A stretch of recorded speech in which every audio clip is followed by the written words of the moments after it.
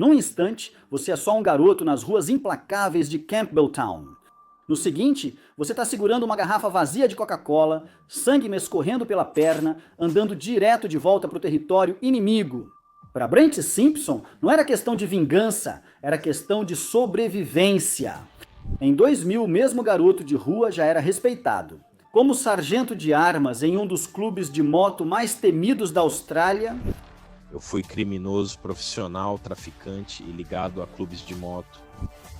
Brent era sargento de armas de uma gangue de motoqueiros fora da lei. Entre esses momentos está uma história de poder bruto, lealdade inabalável e o preço da irmandade. 3 acusações de assalto à mão armada aos 13 anos.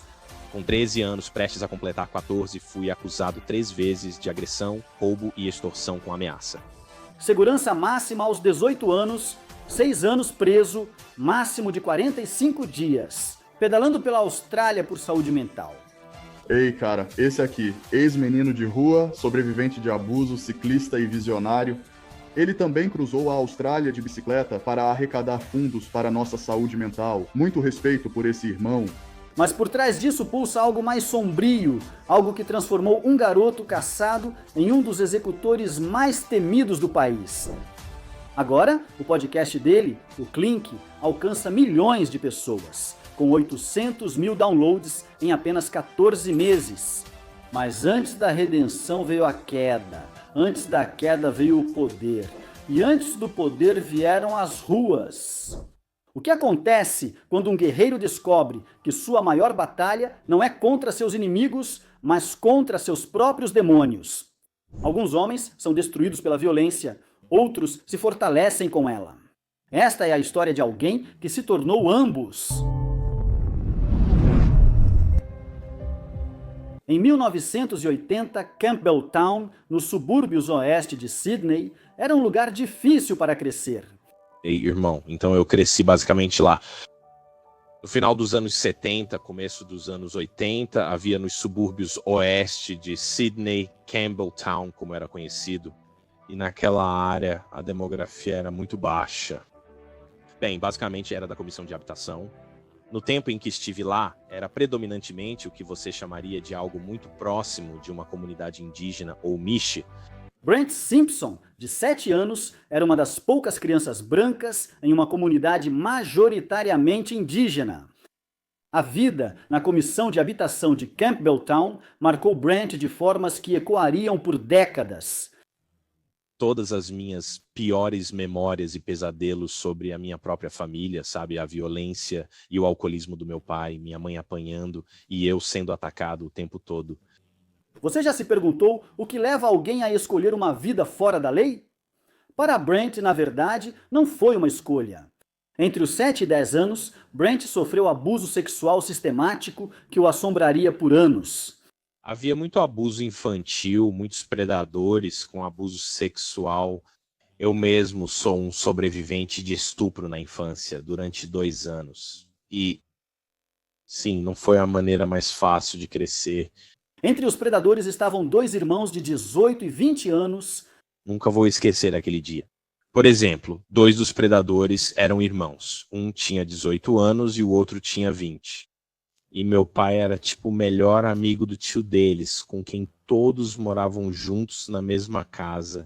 Havia 4 predadores conhecidos em apenas 2 ruas de onde ele morava. Você consegue imaginar o terror de uma criança em tais circunstâncias? Um dia, aos 7 anos de idade, Brent reuniu coragem para contar ao pai sobre o abuso. Meu velho e o tio deles estavam bebendo nos fundos. Eu cheguei correndo. Eu devia ter uns 7 anos de idade. E eu me lembro de gritar, chorando e sair perguntando, o que houve? O que houve, sabe? E eu tentei contar pra ele que esses garotos, sabe, estavam me forçando a fazer coisas, me tocando em lugares e me obrigando. Sabe, atos sexuais horríveis que simplesmente não se faz com crianças? A resposta? O pai dele deu um tapa de costas nele na frente do tio do agressor e ele voou mais de 1 metro.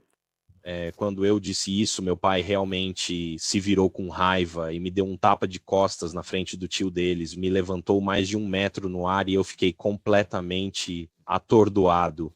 E aí ele vê 2 malditos cachorros que estavam incomodando, correndo pela rua. O que eles tentam dizer é que me pegaram com a irmã mais nova deles lá no mato. Esse era o plano de fuga deles, sabe? Todo o plano de saída deles. A mensagem era clara: não haveria proteção nem justiça. Tive que conviver com esse peso. A irmã nunca esteve presente. Isso não aconteceu. A escola católica não ofereceu refúgio e só aumentou seu isolamento. Brent lembra. Vir de um lar desfeito em uma escola primária católica era algo inédito naquela época. Acho que um lar desfeito em uma escola católica era mal visto, então você era desprezado. Mais uma vez, eu estava em uma escola onde as pessoas simplesmente não queriam ter nada a ver comigo. Ninguém podia falar comigo porque eu era o garoto problemático. Sabe como é? Eu vinha de um lar desfeito. A situação se agravou quando 2 padres, chamados de irmãos na escola, passaram a abusar dele. As próprias instituições que deveriam protegê-lo se tornaram fontes de mais trauma. Também fui abusado por 2 padres, ou melhor, irmãos como eram chamados, pois naquela época havia freiras e irmãos. Então isso realmente não me colocou em um bom caminho. Aos 10 anos de idade, o mundo de Brent já tinha se tornado um labirinto de predadores e dor. Quando os serviços de assistência social finalmente intervieram, eles encontraram evidências de abuso físico. Brent chegou à escola com hematomas. Meu pai chegou ao ponto em que ele, basicamente me agredia fisicamente e eu ia para a escola com hematomas. Então, a solução: lares adotivos. Médicos e serviços de família e comunidade se envolveram e de repente fui para lares adotivos. Mas essa solução se tornou o ponto de virada que o empurrou para as ruas. Na mesma época, Gary Jublin iniciava sua carreira na polícia. Eu não entrei para fazer algo bom para a sociedade.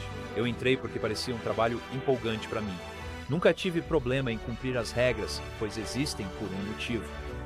Entrei só pela emoção, mas enquanto isso conheci o Brent e acho que estava fazendo coisas realmente boas. Nenhum dos dois sabia que seus caminhos acabariam se cruzando. Suas vidas se cruzaram pelo sistema de justiça criminal da Austrália. Aos 13 anos, Brent enfrentou suas primeiras acusações graves: agressão, roubo e extorsão com ameaça 3 vezes. O incidente foi em Darling Harbour, em um caixa eletrônico de cartão magnético. Com 13 anos fui acusado 3 vezes de agressão, roubo e extorsão com ameaça. Eu tinha assaltado essas pessoas em Darling Harbour, em um caixa eletrônico de cartão magnético. O reformatório era bem agitado naquela época. Por meio de um sistema que falhou em protegê-lo como vítima, agora o rotulava como infrator. O que transforma uma criança vitimada em alguém que a sociedade teme? A resposta está em entender que, às vezes, a linha entre vítima e agressor não é tão clara quanto gostaríamos de acreditar. Os primeiros anos de Brent não foram apenas difíceis, foram uma verdadeira aula de sobrevivência. Quer saber aonde esse caminho levou? É uma jornada pelos cantos mais sombrios da Austrália, passando por irmandade, violência, redenção e, no fim das contas, compreensão. Tudo começou com um par de sapatos no final dos anos 1980 em Campbelltown. Manter os sapatos nos pés significava aprender a lutar. Você podia ser atacado a qualquer momento, Você tinha que manter seus sapatos nos pés. A única maneira de manter seus sapatos era aprender a lutar, porque se não aprendesse, iam te passar por cima. Para o adolescente Brent Simpson, essa foi a primeira lição de sobrevivência nas ruas. A turma indígena que controlava as ruas locais frequentemente mirava no jovem Brent, virando-o de cabeça para baixo para pegar qualquer coisa que ele carregasse. Esses encontros lhe ensinaram uma verdade brutal. Nesse mundo, ou você revidava ou continuava sendo uma vítima. Você consegue imaginar o desespero que leva um jovem a tais extremos? Um incidente em particular mudou tudo. Depois de ser esfaqueado na perna e perder um dos sapatos, Brent tomou uma decisão que mudaria seu caminho para sempre. Levei umas facadas, drogas, Fui esfaqueado algumas vezes, tiraram meus sapatos, cicatrizes por toda a parte de trás da minha cabeça. De garrafas de vidro, aquelas antigas de 500 mililitros, Era assim mesmo, era desse jeito. Ele voltou pelo território deles, levando uma garrafa vazia de Coca-Cola de 500 ml de vidro. O que aconteceu em seguida virou uma lenda das ruas. Então eu passei por lá pela terceira vez e eu tinha uma última garrafa de Coca-Cola de 500 mililitros e ela estava vazia. E eu sabia exatamente o que ia acontecer. Assim que o primeiro veio até mim, caí no chão, cortaram a garganta dele e fui preso por ferimento malicioso intencional. Sim, tudo meio que começou daí, mas isso acabou com muita confusão. Eu penso em ser intimidado nesse ambiente desde jovem, sendo um garoto novo, sem apoio, sem suporte. Aos 17 anos, Brent já tinha passado de brigas de rua para cumprir pena séria. Os centros de detenção juvenil, Minda e Mount Penang, se tornaram seus novos locais de aprendizado. Na Casa Patterson, ele estava entre os jovens infratores mais perigosos do sistema. Eles não eram adolescentes problemáticos comuns, mas futuros criminosos profissionais. A Casa Patterson abrigava principalmente os jovens mais difíceis e notórios. Iam direto para a cadeia. Após cumprir a sentença, já começavam nova pena de prisão. A ida para Long Bay, aos 18 anos, marcou sua entrada na elite do crime. Seu primeiro colega de cela era um famoso assassino em série. Eu tinha 18 anos e fui direto para Long Bay logo de cara, porque eu tinha acabado de sair. E, sabe, eu não tinha ninguém no tribunal, não tinha nada lá para me apoiar. O que mais eles fariam?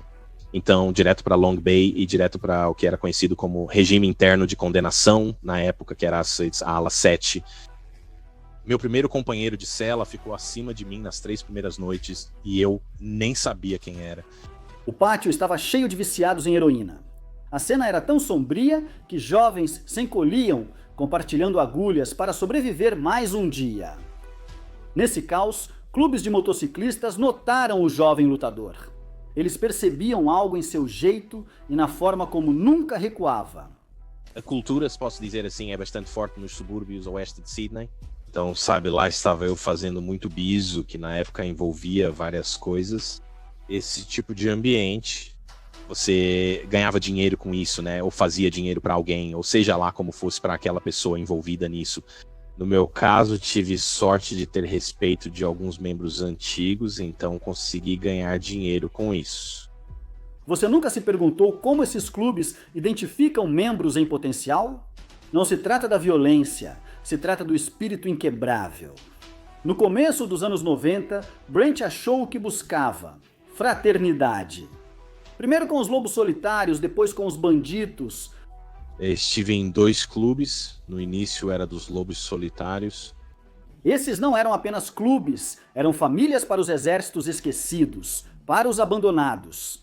Cada membro e pet tinham sua história. No clube, Brent avançou rápido. E com todo respeito a eles, não me pediram para ser prospect. Entrei no clube basicamente como um membro em período de experiência, direto. Sua reputação nos negócios lhe garantiu o cargo de sargento de armas. Eles viram nele o que a sociedade não enxergou: liderança, lealdade e um compromisso inabalável com a família que escolheu. A transformação estava completa. De uma criança espancada a um executor temido, Brent havia encontrado seu lugar. Fui adotado ainda jovem. Aquela violência, aquele estilo de vida e a mentalidade de nunca aceitar ser derrotado, eu me recusava a ser sacaneado.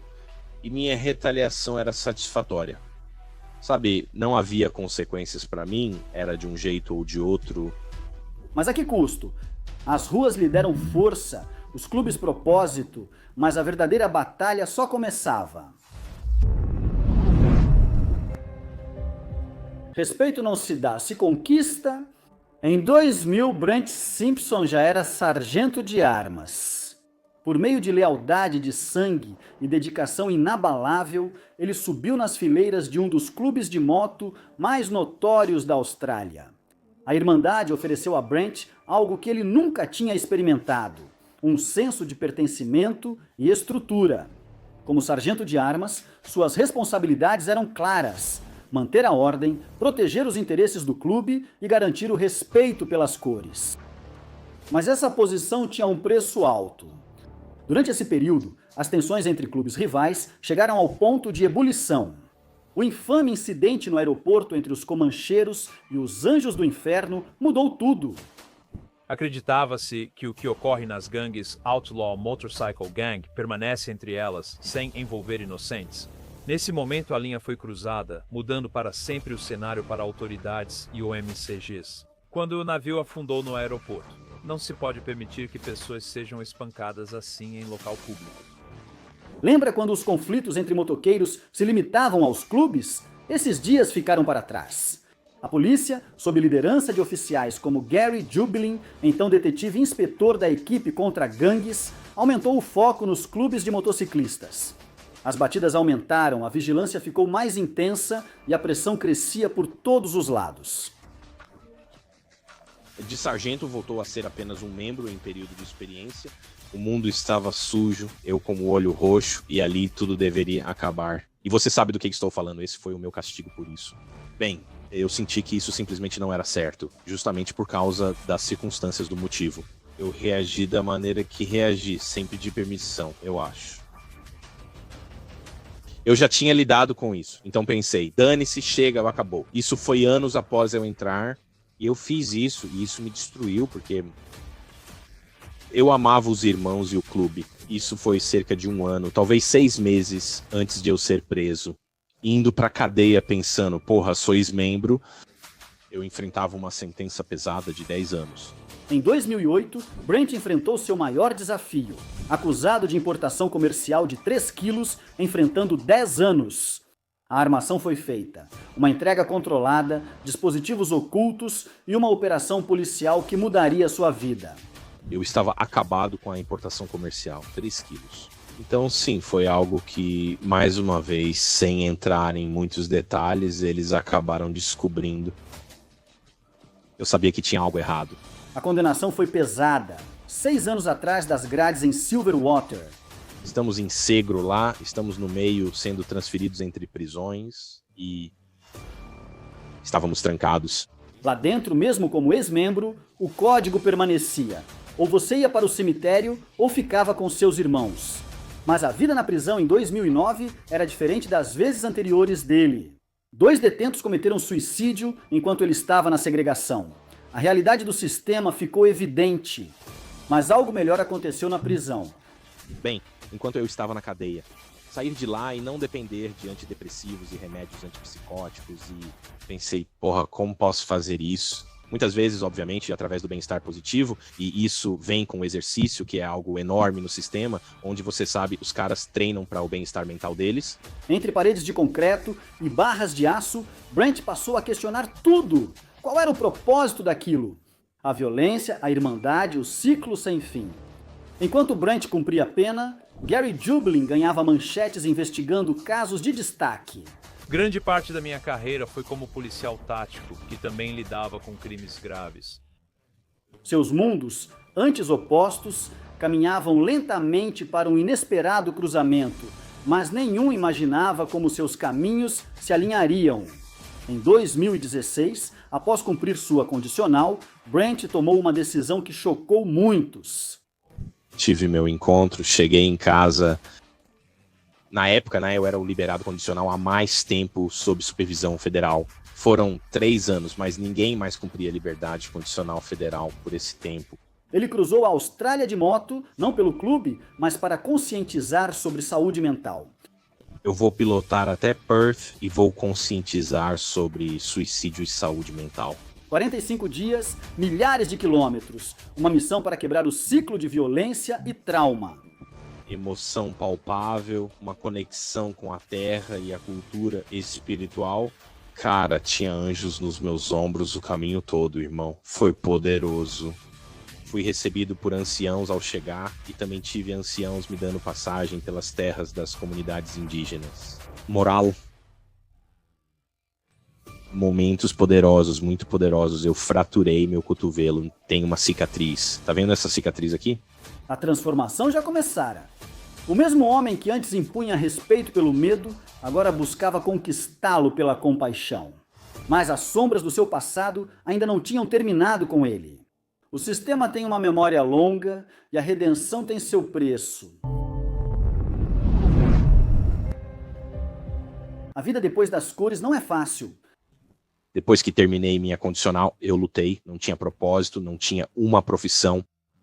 Eu não tinha habilidades, era um criminoso, só conhecia o crime, era tudo que sabia. Em 2017, Brent Simpson se encontrou atrás do volante de um caminhão, cruzando as mesmas rodovias australianas que ele já havia percorrido como segurança de clube. A paisagem não tinha mudado, mas o homem sim. Dirigir caminhões pela Austrália oferecia tempo para pensar. Talvez tempo demais. Cada rota passando pela Austrália Ocidental trazia lembranças de sua viagem de bicicleta. Comecei a dirigir caminhões por toda a Austrália e aqui estava eu dirigindo caminhões de volta da Austrália Ocidental, exatamente pelo mesmo caminho que percorri de bicicleta há apenas 1 ano e meio. 2 anos ou 2 anos antes. Você acreditaria que o homem que antes assustava criminosos agora defendia a conscientização sobre saúde mental? A transição não foi fácil. Trabalhando 3 a 4 semanas seguidas, vivendo em um caminhão Kenworth, Brent lutava com a dificuldade de ficar longe da família. Um dia, estacionado à beira da rodovia, ele chegou ao seu limite. O peso dos traumas do passado, combinado com o isolamento, quase o destruiu. E eu tive um colapso. E eu literalmente parei no acostamento da estrada bem cedo de manhã e aí ia jogar uma corda para ele por cima da traseira do trailer. E essa foi a minha escolha. Mas algo me impediu, né? Realmente sair do caminhão e eu estava determinado de que não havia saída. Era aqui que minha vida era isso que ela era. William Powerfish, um amigo, percebeu os sinais. Parei no acostamento da rodovia um dia. Um bom amigo meu, William Powerfish, aquele cara engraçado, talvez você conheça. Então ele e eu sempre conversávamos e tivemos uma conversa. Ele disse, irmão, você não está bem. Eu respondi, não. Ele falou, você precisa sair do caminhão. A conversa que veio depois daria origem ao podcast Clink. William falou comigo. Ele disse, sai daí, o que vai fazer? Ele respondeu, só começa um podcast. Eu disse, o quê? Começou em 2022. O programa disparou para o sucesso, acumulando quase 800 mil downloads em apenas 14 meses. Nada mal para um ex-capanga que virou contador de histórias. O podcast abordava histórias de redenção e transformação dos criminosos mais perigosos da Austrália. Cada episódio descascava as camadas das aparências duronas para revelar o ser humano por trás. Parece familiar? É a jornada que o Brent ele mesmo estava vivendo. Em 2023, a vida lançou mais uma surpresa. Negócio com canabidiol resultou em acusações criminais, fiança negada e 5 dias de prisão. O mesmo sistema que antes o conhecia como agente da lei, agora o rotulava como um criminoso notório. Olha, é bem claro e simples. A mídia usou meu passado e as manchetes diziam ex-importador de drogas, ex-membro de gangue vendendo canabidiol ilegalmente. Definitivamente, esse não é o caso. A ironia não passou despercebida por ninguém. Apesar desses contratempos, o Clink continuou crescendo. De ex-mafiosos a ladrões de banco reformados, o programa de Brent virou uma plataforma de mudança. Brent descobriu sua vocação com o Clink, aproximando as forças da lei e os infratores, o passado e o presente, a punição e a reabilitação. O executor havia se tornado um defensor. Tudo levou a este momento. Em um estúdio em Brisbane, 2 homens que deveriam ser inimigos sentaram-se frente a frente. Brent Simpson havia atraído Gary Jubling para o norte sob falsos pretextos. Não para uma conversa amigável, mas para algo cru e real. A atmosfera estava carregada de tensão quando Brent revelou suas verdadeiras intenções. Ele não se interessava pelas gentilezas comuns de podcast. Ele queria abordar décadas de conflito entre as forças da lei e clubes de motociclistas.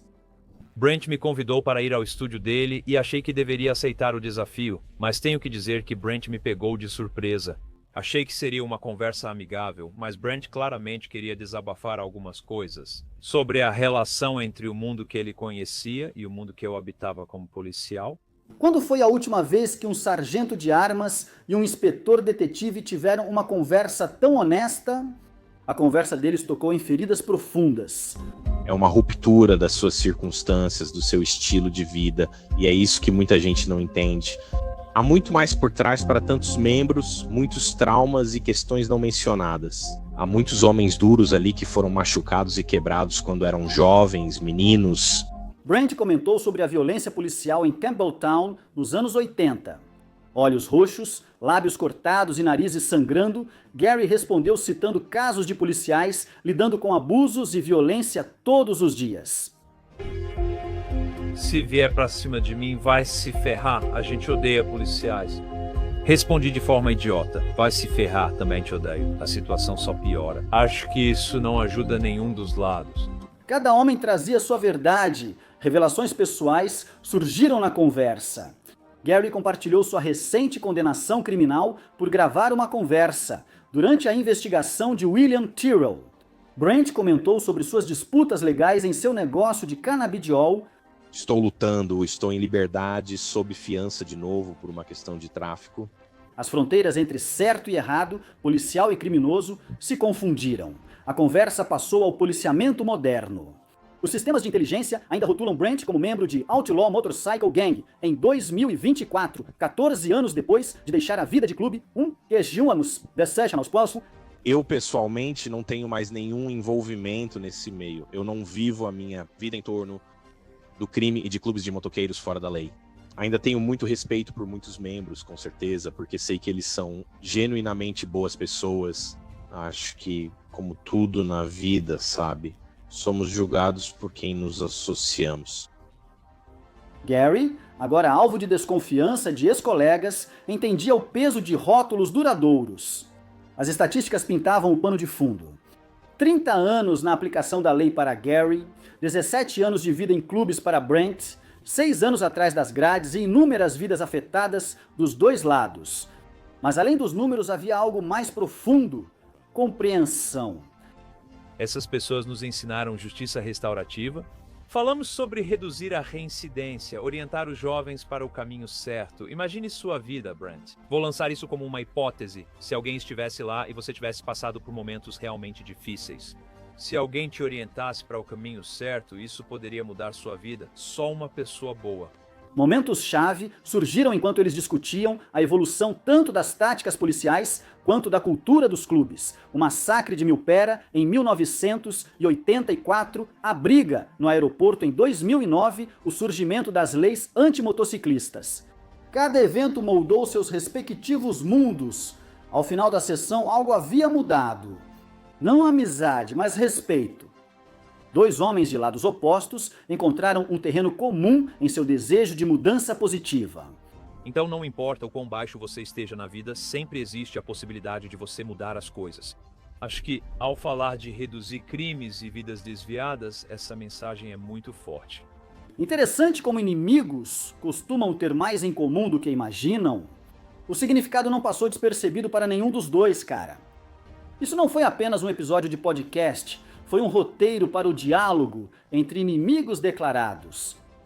Brent e Gary, cada um à sua maneira, transcenderam antigos papéis e tornaram-se vozes pela compreensão. A conversa terminou com o compromisso de seguir na parte 2. Algumas pontes demoram a ser construídas, principalmente as que cruzam anos de desconfiança. Mas a base já havia sido lançada.